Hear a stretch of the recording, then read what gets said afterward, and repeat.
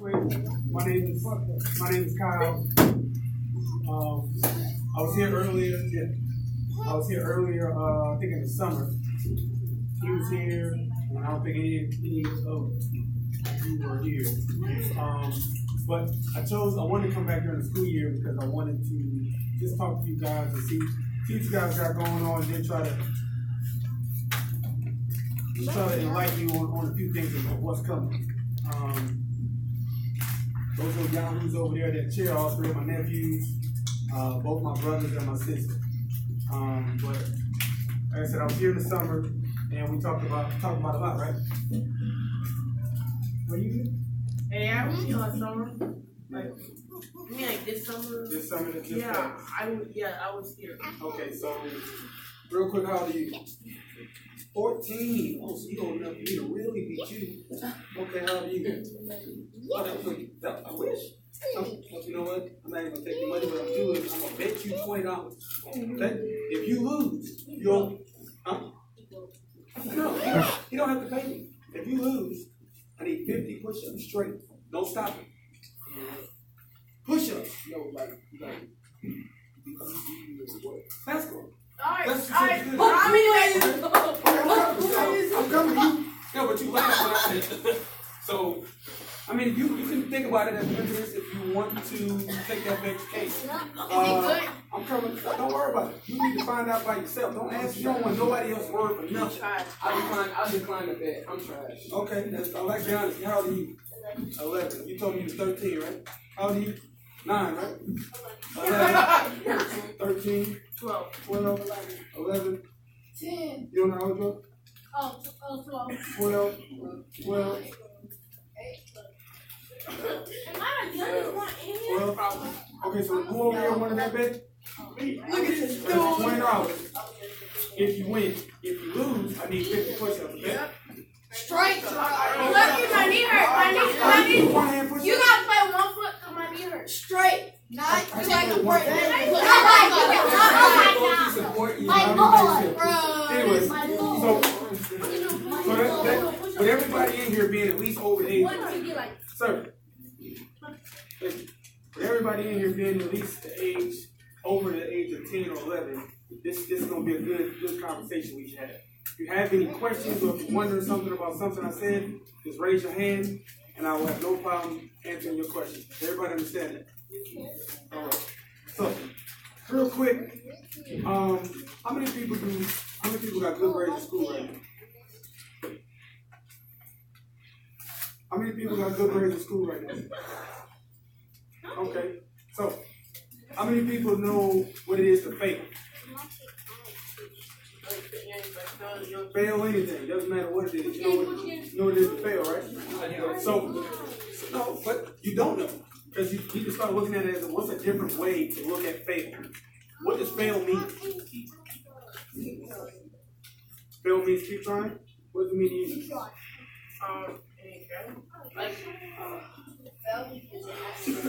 The word fail. Let's take the letter F. It means first. And if you look at the letter A, it means attempt. I means in. The last letter L means learning. So when you fail, don't think about it, oh man, I'm not good. Just look at that's your first attempt at learning. You tried something for the first time and you didn't do good at it. Does that mean we give up? No.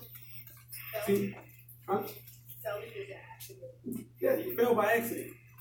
You're supposed to succeed on purpose, right?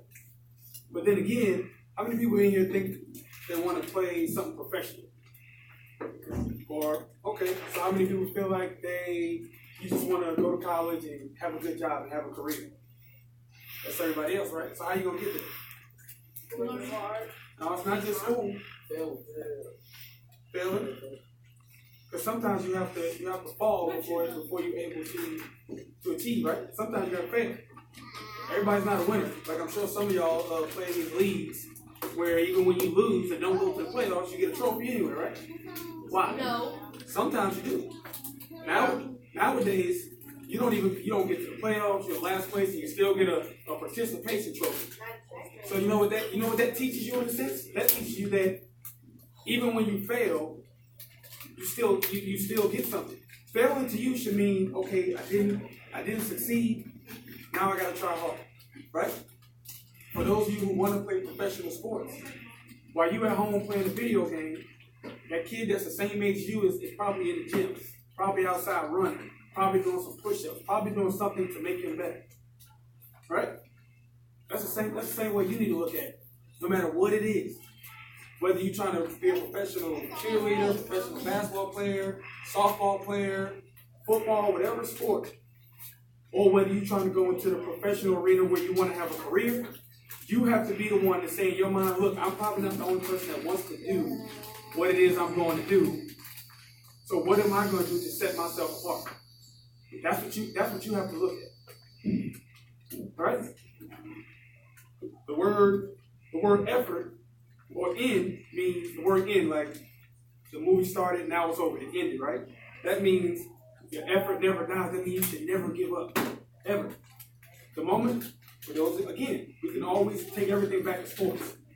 The moment you tell somebody, like, you should have never told me that you suck. You should have never told me that, oh, I can't play. Because even if you want to play, you've already psychologically told yourself that you're not going to win. You're already taking yourself out of the game. When I played in your age, in middle school, when I played in high school, I played in college, I played in semi-pro ABA. Whenever, it doesn't matter who I played up against, I'm never going to tell myself, oh, this guy's better than me. The moment you tell yourself that somebody is better than you, you're already taking yourself halfway out the game. Now you're just there in the physical, but your fighting spirit, oh, that's gone. Because you already told yourself you can't do it. Now you take that attitude and you put it over to school. The moment you get in that class or the teacher get on that subject, did somebody sneeze? Oh, bless you. I thought I heard it, but I wasn't sure.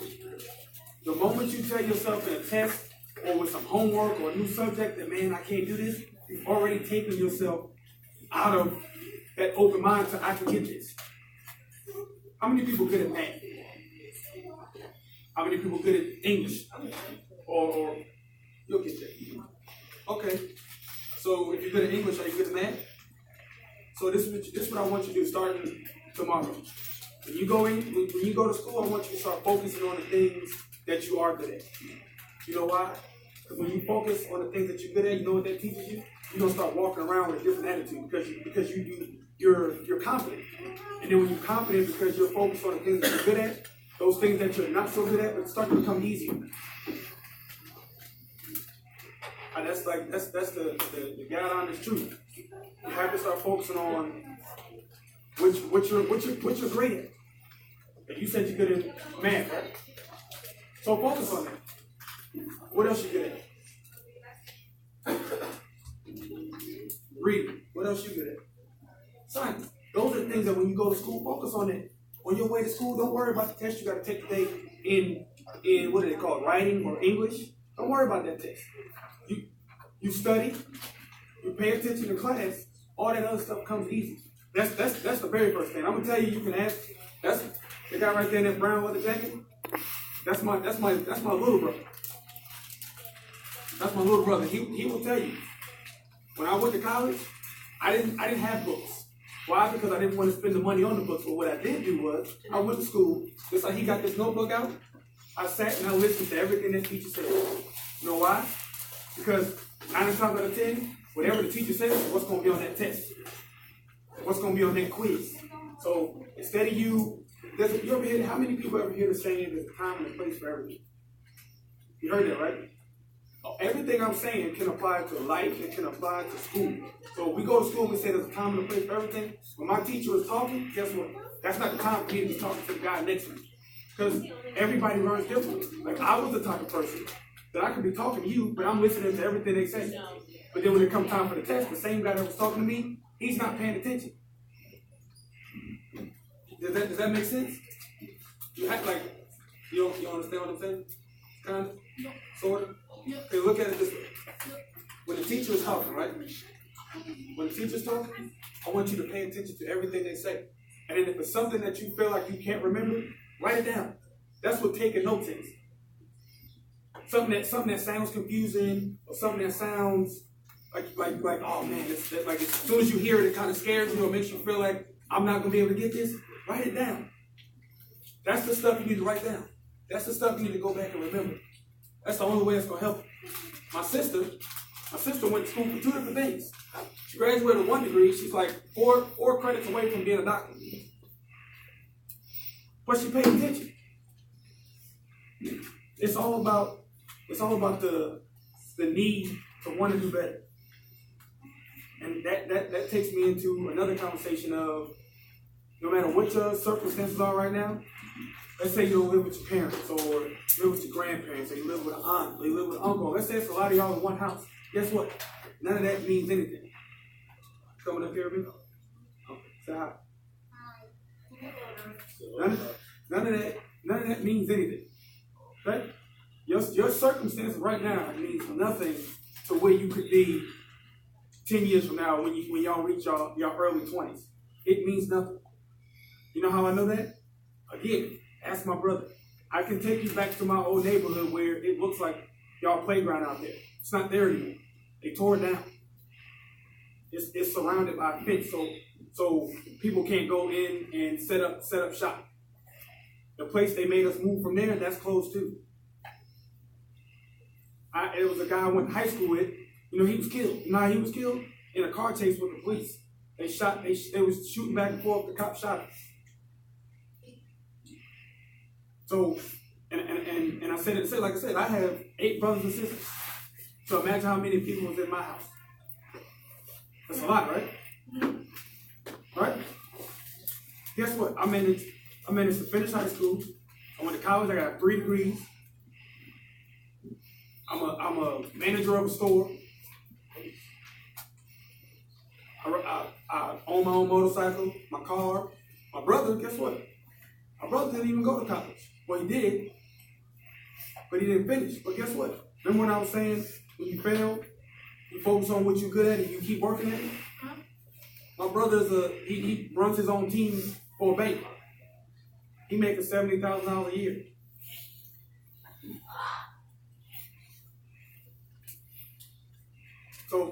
So nothing about where you at right now in life means nothing.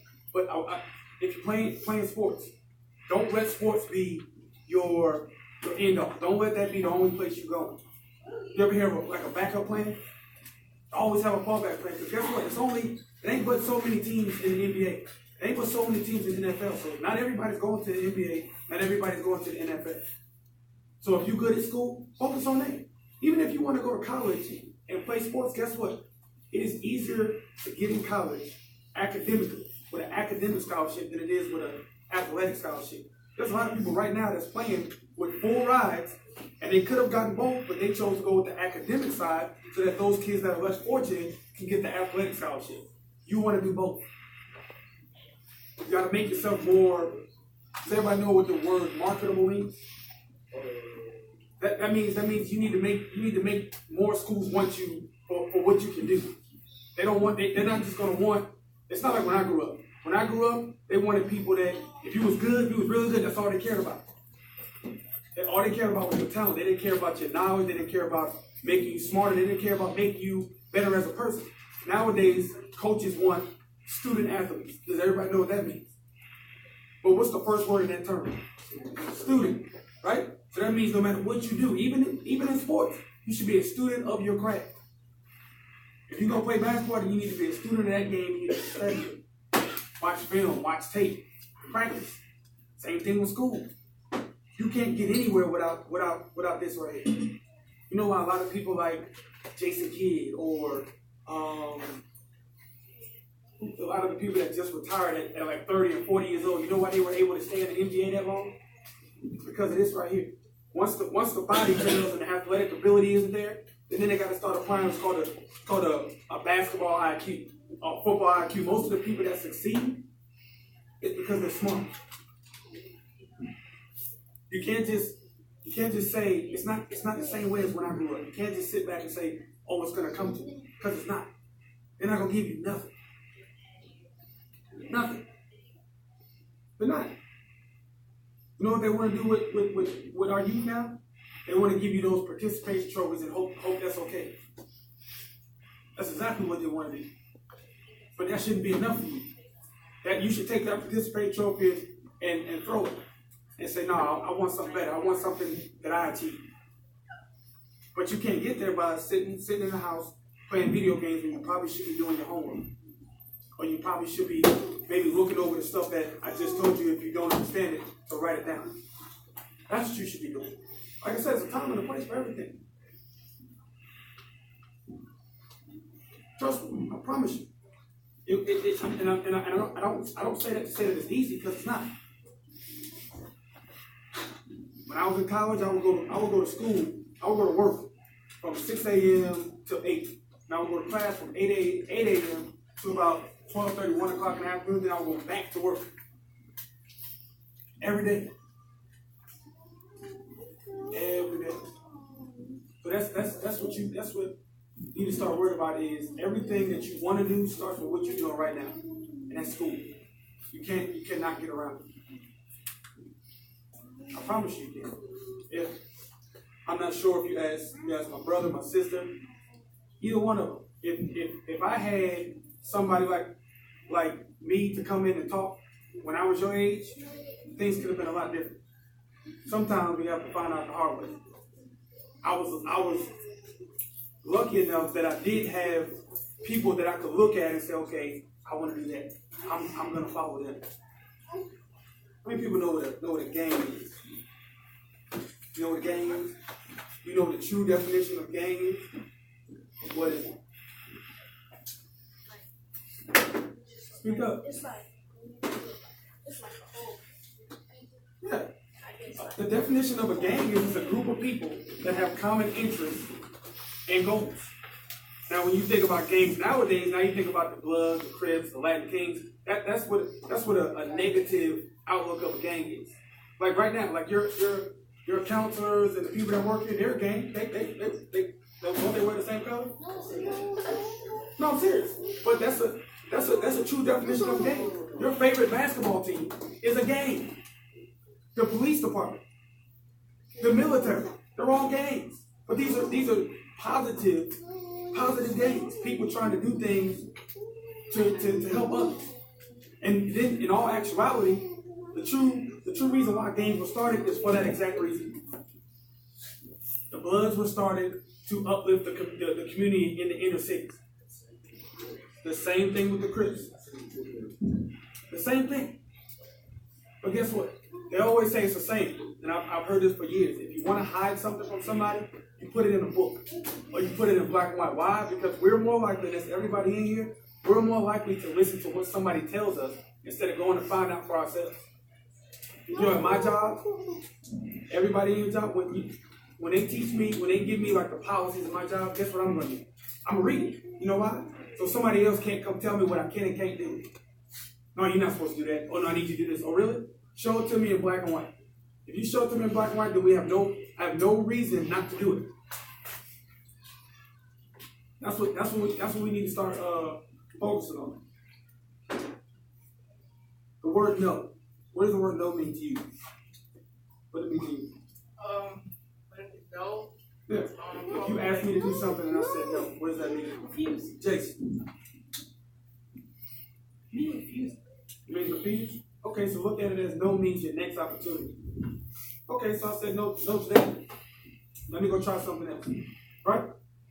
Somebody says no, it doesn't mean that you fail. Right? It means that you try again. What does fail mean? What did I say fail mean? First attempt in learning. Right? So what does no mean? Next opportunity. What does end mean? E-N-D. Don't remember? Effort never. No, effort never dies. So you see how all those things go in together? If fail is your first attempt at learning, right? And the word no is normally means you failed at something. If that's the means the next opportunity, and the word end means effort never dies, how should you ever lose? If you keep that in your mind. How should you ever lose? You shouldn't. You know why? Because if somebody tells you no, find another way. So you got to keep doing it. It's very, very simple.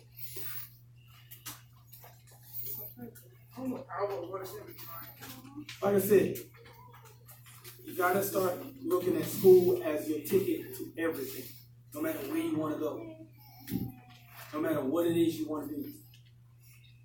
When I graduated high school, I didn't want to go to college because I had just spent 12 years in school. I felt like I needed a break. So you know what I did? Anybody guess what I did? Nope. I didn't want to go to college right after high school. So what did I do?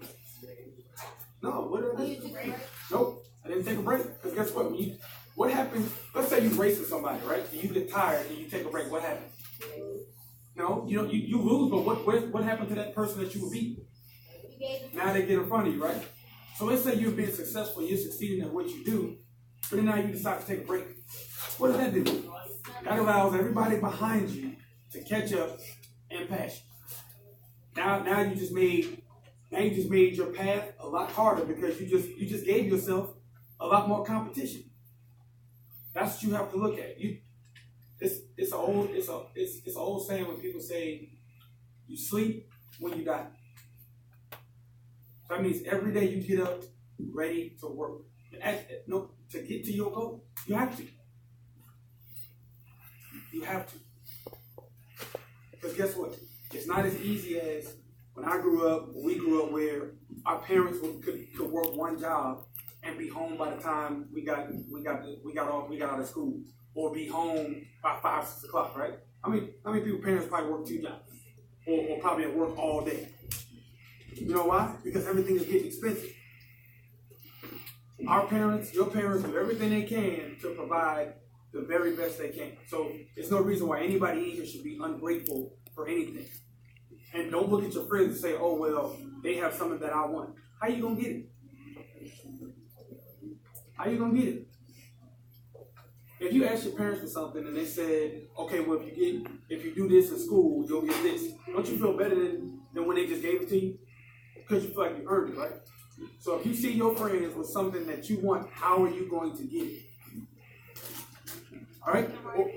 Exactly. If you see an adult that is in a position or in a place to have things that you want, how are you going to get there? By never accepting a fail. By never accepting the word no. By never giving up. I promise you, you are not going to be the best at everything. But you can try your best to be the best. Every day. Every day you go in school. When you finally do get your first job, you go in there and do your thing. Every day. Let me tell you something about my job. When I first got the position that I'm in right now, first time I ever did what I do now. Right? And there's 2,500 stores within my company. And my company is probably, over 1 million of them. I mean, how many people know Walmart is? It's a Walmart everywhere, right? So you imagine all the Walmarts in the nation, in the country. There's 2,500 Walmarts that have my area of expertise. So when I first started, I didn't really know what I was doing. They sent me to training, but I had to learn. You know, within 2 months of me getting that job, I was leading my district.